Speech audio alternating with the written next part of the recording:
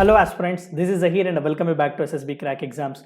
तो आप सभी को भी पता है कि रिसेंटली इंडियन एयरफोर्स वालों ने अग्निवीर वायु एंट्री के लिए 2023 के लिए नोटिफिकेशन जो है वो रिलीज किया हुआ है। इसके ऑनलाइन रजिस्ट्रेशंस भी ऑलरेडी स्टार्ट हो चुके हुए हैं। तो आज के इस वीडियो में मैं आपको A to Z information share करने की कोशिश करूंगा कि इस नोटिफिकेशन को आप अप्लाई किस तरीके से कर सकते हैं, एग्जाम का ऑनलाइन जो एग्जाम है उसका पैटर्न क्या क्या होगा, सिलेबस क्या क्या है, उन सभी के बारे में मैं आपको इस वीडियो में शेयर करने की कोशिश करूंगा। तो आइए वीडियो को शुरू करते हैं।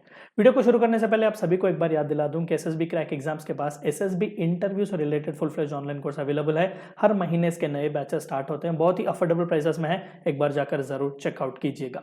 सो मूविंग अहेड, आप सभी को भी पता है कि इसी साल मई के महीने में लगभग मिनिस्ट्री ऑफ डिफेंस वालों ने एक नए एचआर मैनेजमेंट स्कीम को लॉन्च किया हुआ था ताकि हमारे जो आर्म्ड फोर्सेस में जो जवान हैं उन्हें रिक्रूट कर सकें ऑन ए टेम्पररी बेसिस। 4 साल के लिए जो रिक्रूटमेंट्स किया जा रहा था तो उसे हमने अग्निपथ का नाम दिया हुआ था। तो उसी के बेसिस पर इंडियन एयरफोर्स वालों ने भी बहुत टेक्निकल और नॉन टेक्निकल जवानों की एंट्री के लिए अग्निवीर वायु एंट्री स्कीम 2023 के लिए जो है वो नोटिफिकेशन जारी किया हुआ है। ऑलरेडी 2022 के लिए ऑलरेडी नोटिफिकेशन जारी किया हुआ था, तो ये दूसरा वाला नोटिफिकेशन होगा।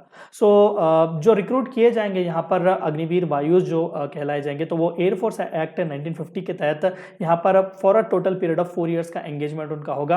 अभी से ही इंडियन एयरफोर्स बल्कि मिनिस्ट्री ऑफ डिफेंस भी ये कह रहा है कि 4 साल के बाद आप चाहें तो परमानेंट एनरोलमेंट के लिए अप्लाई कर सकते हैं। तो बेस्ट ऑफ द बेस्ट जो 25% होंगे बस उन्हीं को ही परमानेंट एनरोलमेंट यहाँ पर देखने को मिलेगा। और यहाँ पर एक डिस्टिंक्ट रैंक जो है वो बनाया जाएगा। ऐसा नहीं कि ऑलरेडी जो कार्डर्स या फिर रैंक्स जो इंडियन एयरफोर्स में है उन्हीं में यहाँ पर एनरोल किया जाएगा, ऐसा बिल्कुल भी नहीं है। अग्निवीर वायुस जो होंगे उनका सेपरेट एक कार्डर और एक डिस्टिंक्ट रैंक उनका होगा। और यहाँ पर फिर से एक ऑब्लिगेशन भी ये बताया जा रहा है कि इंडियन एयरफोर्स पर किसी भी तरीके का ऑब्लिगेशन नहीं होगा कि 4 साल के पीरियड के एंगेजमेंट के बाद के कंपलसरी उन्हें परमानेंट एनरोलमेंट जो है वो दिया जाएगा। सो ऑनलाइन एप्लीकेशंस जो as of now Indian air force apply invite कर रहा है for unmarried male only Indian या फिर नेपालीज कैंडिडेट्स जो होंगे। तो अग्निवीर वायु इनटेक 1 2023 जो कि अग्निपथ स्कीम के तहत यहाँ पर रिक्रूटमेंट किया जाएगा। तो ऑनलाइन एप्लीकेशन वगैरह जो है वो सब कुछ ऑनलाइन ही फिलअप किया जाएगा। For more and more information आप जो है वो indianairforce.nse.in वेबसाइट विजिट कर सकते हैं। और apart from that career Indian एयरफोर्स.cdac.in को भी यहाँ पर आप जाकर विजिट जरूर कर सकते हैं। तो ऑलरेडी ऑनलाइन रजिस्ट्रेशंस जो है वो स्टार्ट हो चुके हुए हैं। 5 बजे से लाइन से स्टार्ट हो चुके हुए हैं 7 नवंबर 2022 से लेकर आखिरी डेट जो है वो 23 नवंबर 2022 को होगी शाम 5 बजे तक। तो अभी कई लोगों ने अप्लाई नहीं किया है तो जाकर जल्द से जल्द आप अप्लाई जरूर कर सकते हैं। और अप्लाई करने के लिए जो रजिस्ट्रेशन के लिए लॉग इन जो करना पड़ेगा आपको website that will be agnipatvayu.cdac.in। तो याद रखिएगा this is will be the most important one, क्योंकि यही से आपका हॉल टिकट्स वगैरह जो कुछ भी इंपॉर्टेंट इन्फॉर्मेशन है यही से इंडियन एयरफोर्स आपके साथ जो है वो कन्वे करेगा। सो मूविंग अहेड, चंद इंपॉर्टेंट से डेट्स मैं आपको यहाँ पर बता दूं। नोटिफिकेशन जो है वो ऑलरेडी आ चुका हुआ है 7 नवंबर 2022 और ऑनलाइन रजिस्ट्रेशन जो है वो उसी दिन स्टार्ट हो चुके हैं 7 नवंबर 2022 और ऑनलाइन रजिस्ट्रेशन जो है वो 23 नवंबर 2022 को एंड हो जाएगा। और ऑनलाइन एग्जाम जो है वो लगभग आपका 18 जनवरी से लेकर 24 जनवरी 2023 यानी कि आने वाले साल में जो है वो डेट्स यहाँ पर दिए गए। फर्दर इसके बाद आप फर्दर जो सेकेंड और थर्ड स्टेप है मेडिकल वगैरह भी है वो आगे आपको डेट्स इसके बारे में बताए जाएंगे। तो एज लिमिट्स यहाँ पर क्लियरली रखे गए हैं। 17.5 से लेकर 21 ईयर्स के बीच के ही अनमैरिड मेल कैंडिडेट्स होने चाहिए। तो मिनिमम एज 17.5 साल की होनी चाहिए और मैक्सिमम एज 21 ईयर्स। यहाँ पर डेट ऑफ बर्थ भी हमें दिए गए हुए हैं। मेक श्योर कि आप इन्हीं के बीच हो, ठीक है, inclusive of these dates also. तो 27/6/2022 दैट इज 27 जून 2022 से लेकर 27 दिसंबर 2005 के बीच ही आपका डेट ऑफ बर्थ होना चाहिए, यानी कि 17.5 साल से लेकर 21 साल की आपकी एज होनी चाहिए, तभी जो है वो आप एलिजिबल होंगे।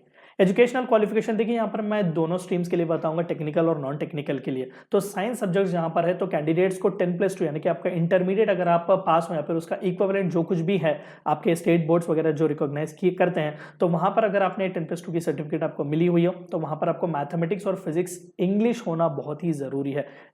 मैथमेटिक्स, फिजिक्स और इंग्लिश, ठीक है। और यहाँ पर भी हमें एक अग्रीगेट मार्क्स का क्राइटेरिया दिया गया है कि 50% मार्क्स आपको ओवरऑल अग्रीगेट आने चाहिए और 50% मार्क्स जो आपके इंग्लिश में आने चाहिए। अगर आपके पास ये इंटरमीडिएट की सर्टिफिकेट नहीं है, आप 3 साल का जो डिप्लोमा का कोर्स आप इंजीनियरिंग में करते हैं, चाहे वो मैकेनिकल, इलेक्ट्रिकल, इलेक्ट्रॉनिक्स वगैरह, तो यहाँ पर आप उस डिप्लोमा को भी ला सकते हैं। शर्त ये कि गवर्नमेंट ऑफ इंडिया या फिर स्टेट गवर्नमेंट रिकॉग्नाइज्ड बोर्ड्स वो होने चाहिए। एंड अपार्ट फ्रॉम दैट यहाँ पर भी 50% एग्रीगेट आपको लाना चाहिए और 50% इंग्लिश में भी आपको यहाँ पर मार्क्स लाने चाहिए। अगर नहीं तो इंग्लिश की जगह जो कोई भी डिप्लोमा का कोर्स है वहाँ पर आपको 50% लाने चाहिए। अगर नहीं तो 2 साल का वोकेशनल कोर्स, वहाँ पर भी एक नॉन वोकेशनल सब्जेक्ट होना चाहिए जैसे कि फिजिक्स या मैथमेटिक्स, तो यहाँ पर भी सेम क्राइटेरिया 50-50% का रखा गया है। और अदर देन साइंस सब्जेक्ट जो नॉन टेक्निकल एंट्री के लिए आना चाहते हैं उनके लिए तो मिनिमम 10+2 है इंटरमीडिएट। तो कोई भी स्टेट या फिर सेंट्रल लेवल जो रिकॉग्नाइज्ड बोर्ड्स हैं वहाँ से अगर आपको सर्टिफिकेट मिली हो तो वो काफ़ी होगा। यहाँ पर भी एग्रीगेट 50% और इंग्लिश में 50% आपको आने चाहिए। अगर नहीं तो 2 साल का वोकेशनल कोर्स भी जो है ना, रिकॉग्नाइज्ड बोर्ड जो स्टेट या फिर सेंट्रल गवर्नमेंट के हैं वहाँ से भी अगर आपके पास सर्टिफिकेट है, यहाँ पर भी एग्रीगेट 50-50% का काफ़ी होगा।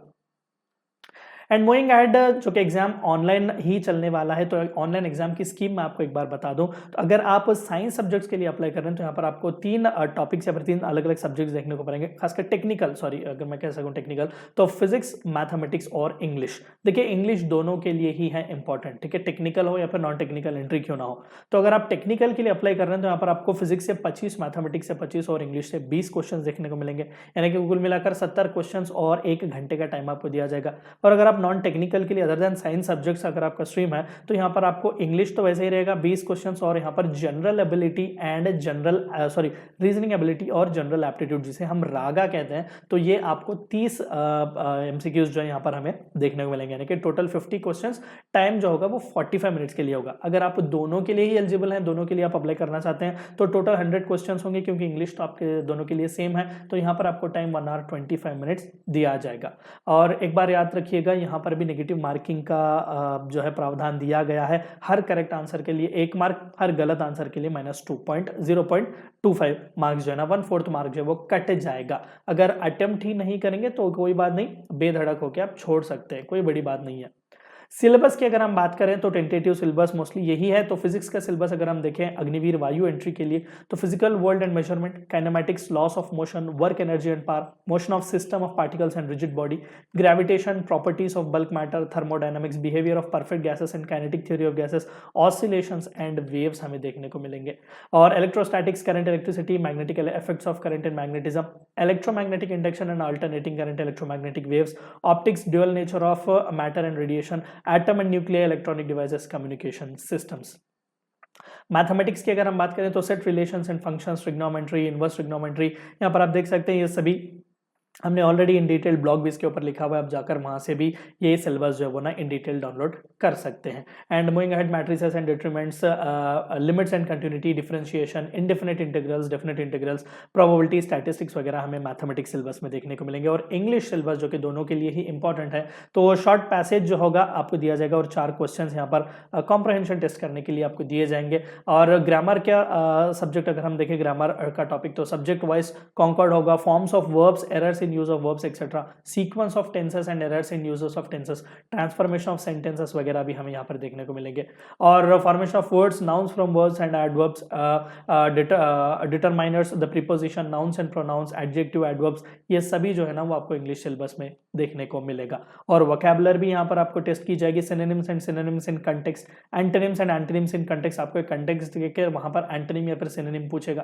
तो spelling pitfalls क्या है, simple idioms and phrases सबसे ज्यादा है ये, अफकैट के एग्जाम में भी ज्यादातर इडियम्स एंड फ्रेजेस पूछे जाते हैं, तो यहाँ पर भी वायु की एंट्री स्कीम में भी हमें ज्यादातर देखने को मिल सकते हैं। तो डायरेक्ट और indirect speech, active and passive voices, jumble sentences तो होंगे ही होंगे। अब आइए रागा की बात करते हैं, reasoning ability and general reasoning aptitude and general ability की।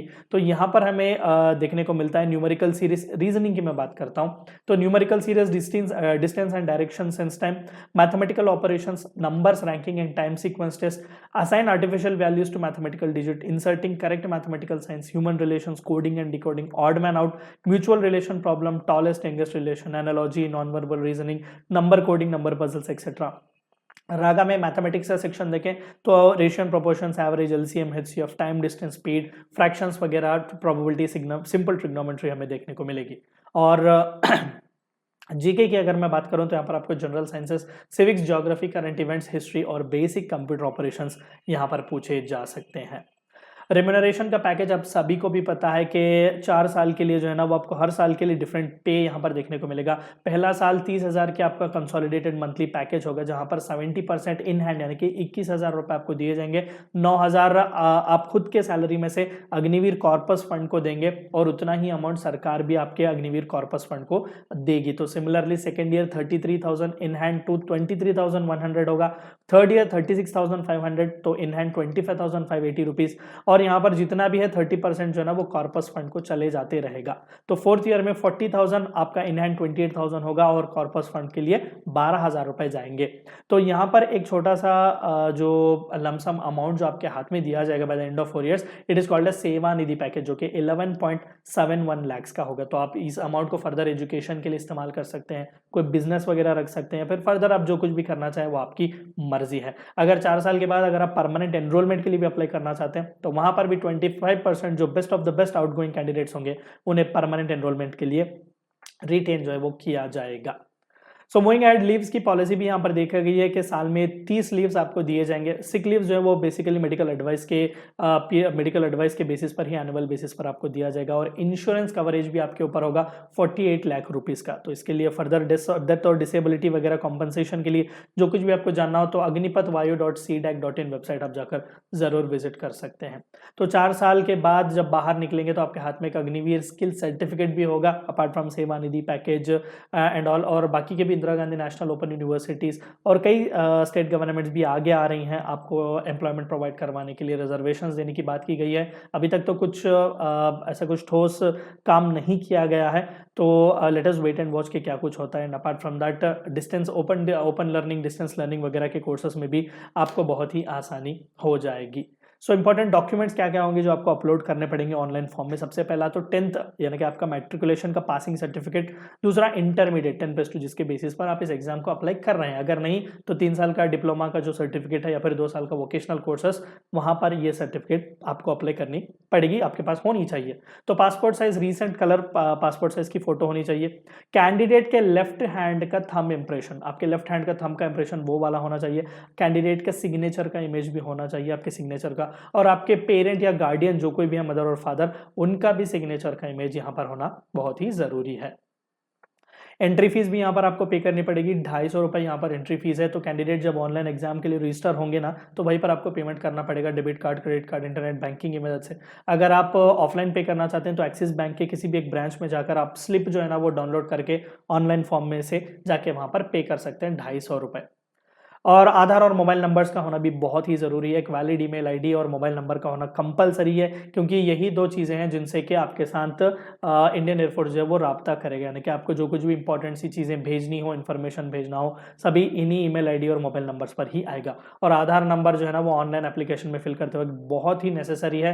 अगर आपके पास आधार नहीं है तो जल्द से जल्द जाके अप्लाई करवा लीजिएगा। Except for candidates from Jammu and Kashmir, Assam, Meghalaya are exempted from the same. बाकी सभी के पास जो है ना वो आधार और मोबाइल नंबर होना जरूरी है। और कोविड-19 के भी इंस्ट्रक्शंस दिए गए हैं कि एग्जाम का डेट जो अभी थोड़े बहुत देर है, जनवरी के महीने में आने वाले साल, तो जो कुछ भी इंपॉर्टेंट से इंस्ट्रक्शन स्टेट या फिर सेंट्रल गवर्नमेंट देगा उन्हीं को आपको फॉलो करना पड़ेगा। सोशल डिस्टेंसिंग, मास्क वगैरह लगाकर, ये सभी चीज़ें आपको फर्दर जो है वो पता करवाई जाएंगी। तो ये था A to Z इन्फॉर्मेशन जो आपको जानना था अग्निवीर वायु एंट्री स्कीम 2023 के बारे में। सो अगर आपको फर्दर और भी कुछ इन्फॉर्मेशन चाहिए तो आप हमें टोल फ्री नंबर को कॉल कर सकते हैं। आप हमारे वेबसाइट को भी विजिट कर सकते हैं, हमारे कोर्सेज जाकर जरूर चेकआउट कीजिएगा। एक और बार आपको याद दिला दूं कि SSB क्रैक एग्जाम्स के पास SSB इंटरव्यू से related full fledge online course available है। हर महीने इसके नए बैचेस स्टार्ट होते हैं और हमारे कई कैंडिडेट जो है वो सक्सेसफुली रिकमेंड भी हो रहे हैं। Please do go and check out all the other courses which we have got like NDA, CDS, AFCAT, Territorial Army, etc. And Warrior 10 is a code which you should use so that you get 10% discount. Meet you in the next session or the video. Until then, stay healthy, stay safe. Thank you for watching my video.